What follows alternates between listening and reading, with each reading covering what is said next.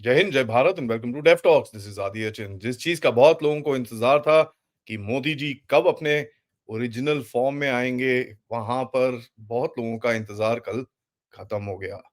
कल की जो स्पीच थी, I think it is one of the speeches that will go in history. कि इतिहास में एक ये स्पीच जाएगी कि किस तरह से अभी रंग बदलने वाले हैं और चीजें बहुत जल्दी चेंज होने वाली हैं। जिन चीजों के बारे में आप और हम बहुत टाइम से कंसर्न्ड हैं, जिन चीजों के बारे में हम आप और मैं बहुत टाइम से बात कर रहे हैं, उनके ऊपर अब एक्शन होता हुआ दिखता है। कुछ चीजें मैंने पिकअप करी, जो मैंने काफी सारी एनालिसिस देखी, मैंने कहीं देखी नहीं है। तो आपको पता ही है, अपना थोड़ा गोल्डन शॉवल है। जो चीजें मैंने पिकअप करी है, मैं आपके साथ डिस्कस करना चाहूंगा। क्योंकि जो चीजें कल बोली गई, लोग बहुत डोमेस्टिक चीजों में उसको देख रहे हैं। साहब, मैसेज वाज डोमेस्टिक तो था ही था, लेकिन मैसेज बाहर के लिए, डीप स्टेट के लिए भी एक बहुत बड़ा मैसेज था। तो आइए देखें मोदी जी ने किया क्या। 2 घंटे 17 मिनट एक मोदी जी के ऊपर एक जो गेम थी कि साहब ये वीक हो गए हैं, इनके अंदर दम नहीं है, करेंगे क्या। 240 से को किसी एमपी ने chit chit chit chit chit chit करके भी कुछ बोला था। वो सब का कल बहुत जबरदस्त जवाब दिया, क्योंकि कल पूरी ऑपोजिशन खड़े होके हर जगह पे चिल्ला रही थी। और ये एक अकेला आदमी 2 घंटे 17 मिनट तक बिना थके बोला। उसके बाद भी जो कई लोगों ने बताया कि वो जो एक चिट्ठी-चिट्ठी आई हाथरस के बारे में, उनको जो इन्फॉर्मेशन दी गई, उसके बाद वो थोड़ा-सा उन्होंने अपना भाषण कम करा और चले गए। लेकिन इसका मतलब यही है कि भाषण अभी बचा था। उनके पास और चीज़ें बची थी बोलने वाली, जो उन्होंने नहीं बोली हैं, और वो क्या थी, ये तो टाइम ही बताएगा। क्योंकि कहीं न कहीं जिस मोड में वो उस टाइम पे थे, जब ये भाषण बंद हुआ है, थोड़ा मोड अगर वो चल जाता तो हमको और चीज़ें कुछ पता चल जाती। चलिए, कोई बात नहीं, वो हमको पता चल जाएँगी एक्शन के हिसाब से, क्योंकि हम देखते रहेंगे क्या-क्या चीज़ें हो रही हैं, किस-किस की काँपें टाँग रही हैं, मतलब टाँगें काँप रही हैं। तो ये चीज़ हम देखते रहेंगे। 2-4 चीज़ें जो बाहर निकली हैं कि साहब, मैंने तो सुना है कल 2-3 एमपीज़ भी फेंट हो गए। इतना चिल्लाए कि खुद खड़े नहीं हो पाए, लेकिन एक ये वीक बुड्ढा आदमी, है ना? यही बोलते हैं ना, वीक बुड्ढा आदमी खड़े पूरों के सामने अकेला भारी पड़ा है। और ये चीज़ मैं बोल रहा था बहुत टाइम से, do not under estimate this guy. ये बड़ा एक देखो साहब, मोदी साहब at the end of it is a politician. ये गेम खेलते हैं, इनको चीज़ें दिखती हैं, तो ये they play the game. Sometimes they show weakness. ये थोड़ी-सी दिखाएँगे कि हाय मैं मेरे पास तो दम ही नहीं है। क्यों दिखाएँगे? ताकि जो साँप है ना, हमारे इकोसिस्टम के अंदर जो साँप घुसे हुए हैं, जो दल बदली करने वाले थे, उन्होंने ऑलरेडी दल बदली कर दी है। उसके बारे में मैंने 2-3 चीज़ें बात करी हैं, और आप लोगों को पता ही होगा, आप भी इतने आजकल सब लोग चीज़ें नोटिस करते हैं। तो बहुत लोगों ने दल बदली करी, बहुत जर्नलिस्ट ने अपनी थोड़ी-सी टोन चेंज करी, बहुत सो कॉल्ड ओपिनियन मेकर्स ने भी अपनी टोन चेंज करी। ये चीज़ ऑब्वियसली वो नोटिस करना चाहते थे, और वो कर चुके हैं। 2 बड़ी चीज़ें इसके अंदर स्टैंड आउट करी हैं मेरे लिए। एक है इकोसिस्टम, दूसरा है टेररिज्म। ठीक है जी। इकोसिस्टम पे बहुत लोग बोलते हैं कि कांग्रेस के इकोसिस्टम के ऊपर, उन्होंने बोला कि कांग्रेस के इकोसिस्टम को तोड़ देंगे। यहां पर मैं इन लोगों को थोड़ा-सा करेक्ट करना चाहूंगा साहब, इकोसिस्टम कांग्रेस का नहीं है। ये है साइनो वहाबी लेफ्टिस्ट अलायंस का इकोसिस्टम, जिसके ऊपर उन्होंने बात करी है। क्योंकि वो है, देखिए, आप टट्टुओं पप्पुओं से आप लड़ते रहिए, कोई फर्क नहीं पड़ेगा, क्योंकि ये एक प्यादे हैं। ये जाएंगे तो कोई और आ जाएगा। और ये चीज़ मेरे हिसाब से जिस तरह से उन्होंने चीज़ बोली है, उनके समझ में आ चुकी है कि साहब, ये जो लोग बैठे हैं भारत के अंदर, जो कुदम-कुदाई करते हैं, ये सारे प्यादे हैं। इनके पीछे जाने से फ़ायदा तो है, कोई उसमें बात नहीं है। लेकिन अगर इनको आपको खेलना है, तो आपको बाहर वाले इकोसिस्टम के साथ बड़ी ही चतुरता के साथ और बड़ी ही ज़ोर से खेलना पड़ेगा। देखिए, मैं आपको इसके अंदर बताता हूँ, डेप्यूटी एनएसए के ऊपर काफ़ी नैरेटिव चले थे कि साहब ये हो रहा है, वो हो रहा है, ये हो रहा है, वो हो रहा है, बहुत ये सब हो रहा है, पता नहीं क्या होने वाला है। देखिए साहब, ऐसा है, ये जो रूमर्स चलते हैं ना, ये रूमर्स चलते हैं लेफ्टिस्ट इकोसिस्टम के पास। जो डेप्यूटी एनएसए के बारे में और एडिशनल एनएसए के बारे में न्यूज़ आई थी, वो आई थी ट्रिब्यून से। ट्रिब्यून एक चंडीगढ़ का न्यूज़पेपर है, बहुत लेफ्टी बातें करता है। तो मैं तो शुरू से ही, मेरे ट्वीट्स भी हैं, मैंने बोला था साहब मैं इसका विश्वास नहीं करता। और वैसे भी जिनके बारे में उन्होंने बोला था, ठीक है, व्हाटएवर इट इज़, मोदी साहब के साथ वो पहले भी काम करते थे, तो कोई इतना प्रॉब्लम नहीं है। Modi ji trust him and that's what we want. अभी आए हैं deputy national security advisor and former रॉ चीफ राजेंद्र खन्ना जी, जो बन जाएंगे एडिशनल एनएसए। ठीक है। उसके बाद टीवी रविचंद्रन आईपीएस बन गए हैं डेप्यूटी एनएसए, और आज वो है special director of the intelligence bureau. अब देखिए, दो चीजें हैं। एक, जो रॉ चीफ का एडिशनल एनएसए बनना, राजेंद्र खन्ना जी का एडिशनल एनएसए बनना रॉ चीफ के हिसाब से ये बहुत बड़ा स्टेप है। क्यों? अगर आपको बाहर के इकोसिस्टम को खेलना है, तो आपको किसी आदमी की जरूरत है होगी जो बाहर का गेम जानता हो। और ये इनकी स्पेशलाइजेशन पाकिस्तान में तो है ही है, बट ये ऑल्सो वेस्ट की तरफ काफी देखते हैं, इनके बारे में ये चीजें बोली जाती हैं। जो रविचंद्रन जी हैं, वो इंटेलिजेंस ब्यूरो की हैं, तो अंदर का भी इकोसिस्टम अगर आपको तोड़ना हो, एनएसए जो मेन एक डायरेक्टरेट है जहां पर सिक्योरिटी के बारे में बात होती है, मणिपुर, बहुत और चीजें हैं जिसके बारे में बात होती है, वहां पर आप बड़े आराम से इन चीजों को कर पाएंगे। सो जितनी भी स्पेकुलेशन थी, जितनी भी ये था, वो सब गया कचरे के डिब्बे के अंदर। और कल बड़ा इंटरेस्टिंग डे था। इकोसिस्टम की बात करें, कल बड़ा इंटरेस्टिंग डे था, क्योंकि कल फॉर्मर रॉ चीफ, जिनको एनएसए बनाया, एडिशनल एनएसए बनाया, उनसे मिलने के लिए आए जीआरयू चीफ, जो रशियन मिलिट्री इंटेलिजेंस है, उनके चीफ आए थे। एंड उनके साथ बड़े हाई रैंकिंग ऑफिशियल्स के साथ उनकी मीटिंग हुई थी। देखिए, रशिया का इस रीजन के अंदर इंटरेस्ट बढ़ रहा है, और ये चीज हमने देखी है। मोदी साहब जाने वाले हैं वहां पर। रशिया का आप लेवरेज लेने वाले हो, आप किस तरह से इकोसिस्टम, इंटरनेशनल इकोसिस्टम जो रशिया को भी तंग कर रहा है बाय द वे, उसके साथ कैसे खेलने वाले हो, ये आगे जाके हमको दिखेगा। And this will be very very interesting. एक चीज जो मैं बहुत बारी बोल चुका हूं, एक बारी और बोलूंगा कि साहब, never under estimate your enemy. चाहे वो जितना बचपना करे, जितना जो मर्जी करे, नेवर अंडर एस्टिमेट हिम। और कल की स्पीच के अंदर मोदी जी ने ये खुद बोल दिया कि ये जो चाइल्डिश बिहेवियर है, ये जो बचपना है, हम इसको बचपने की तरह नहीं लेंगे।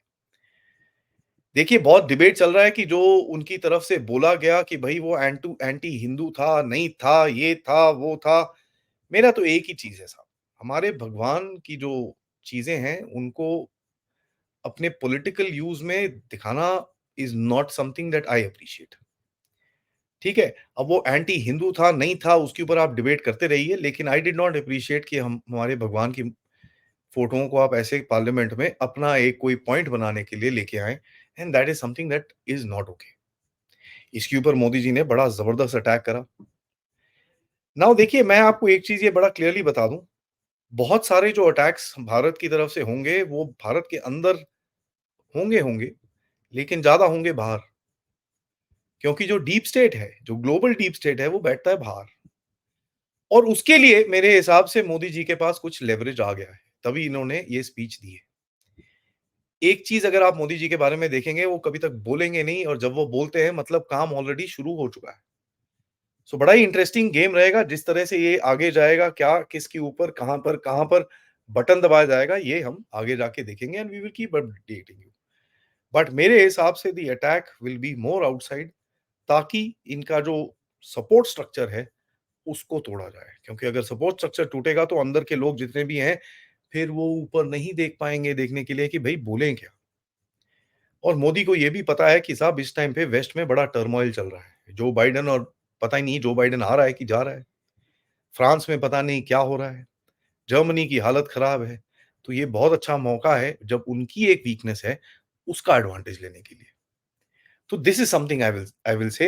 And as a matter of fact, ecosystem के हिसाब से अगर आप देखें, कल जरा कोर्ट्स भी थोड़े एक्शन में दिख रहे थे। एक मेघा पाटकर जी को जेल हो गई, एक साकेत गोखले साहब को मोटा जुर्माना हो गया।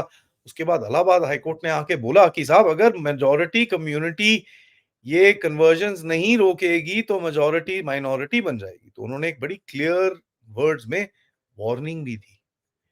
मैं तो ये सोच रहा था, नए जो कानून आए हैं, इसके ऊपर बड़ा बवाल मचेगा, लेकिन हवा थोड़ी बाहर निकलती हुई दिख रही है। हाँ, सुप्रीम कोर्ट के अंदर एक केस है, देखते हैं कहाँ जाता है, क्योंकि कहीं न कहीं आपको ये भी समझना पड़ेगा, अगर सुप्रीम कोर्ट भारत के हितों के अगेंस्ट जाएगा, तो पिछली बारी जिस तरह से प्यार मिला था सुप्रीम कोर्ट को, वो दोबारा मिलेगा। तो वो भी एक डर रहेगा। टेररिज्म के हिसाब से देखिए, अच्छा, इसके बारे में एक चीज़ और बोलना चाहूँगा।